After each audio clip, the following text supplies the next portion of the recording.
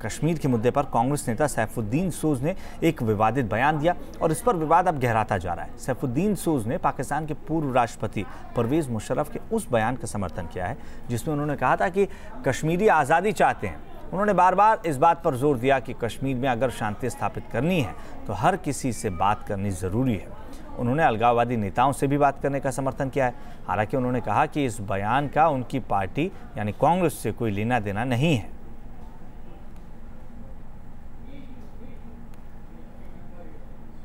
चलिए अब आपको दिखाते हैं कांग्रेस नेता सैफुद्दीन सोज का वो बयान जिस पर सियासत गर्म हो गई है और क्या कुछ रिएक्शन इस बयान को देकर सामने आ रहा है वो भी दिखाते हैं। मैं कहता हूं मुशर्रफ ने कहा कि आज़ादी कश्मीरियों का पहला ऑप्शन है। मैं भी कहता, मैंने एक किताब में लिखा तब भी सही था अब भी सही है, लेकिन मुमकिन नहीं है। और आज़ादी दूसरी तरीके से मिल सकती है जिसमें पाकिस्तान और हिंदुस्तान की बाउंड्रियां न बदलें और जम्मू कश्मीर के पहले 5 खत्ते और अब हिंदुस्तान के ज़ेरे इंतज़ाम 3 खत्ते हैं। ये आराम की नींद सोएंगे, डिग्निटी भी होगी, पीस भी होगा और कोई उनकी इज्जत का कोई सौदा गलत नहीं होगा। कि कश्मीर एक बहुत ही संवेदनशील मुद्दा है।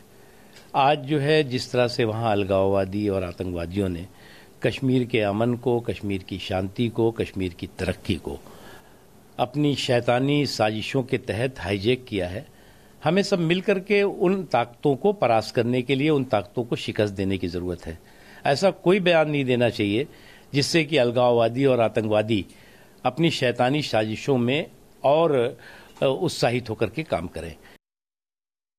सैफुद्दीन सोज जी ने जो स्टेटमेंट दिया है कि और परवेज मुशर्रफ के कथन को सही बताया है कि जो पाकिस्तान के राष्ट्रपति थे कि जम्मू कश्मीर के लोग स्वतंत्रता चाहते हैं, ये पूरी तरह से गलत, असत्य है।